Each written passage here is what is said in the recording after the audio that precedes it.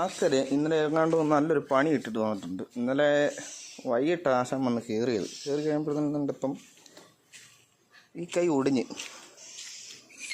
കണ്ടോ, ആ കൈ ഒടിഞ്ഞിരിക്കുക. ആ കൈ ഒടിഞ്ഞിട്ട് ഇന്നലെ ഞങ്ങൾ പ്ലാസ്റ്റർ ഇട്ട് ഇന്നലെ ബേസ് ബോർഡൊക്കെ വെച്ചിട്ട് പ്ലാസ്റ്റർ ഇട്ട് കൈക്ക് വലത്തെ കൈക്ക് മുറിവൊക്കെ ഉണ്ട്. അതുകൊണ്ട് നല്ല രീതിയിൽ പണി കിട്ടി. മുറിവുള്ളിടത്തൊക്കെ മറ്റേ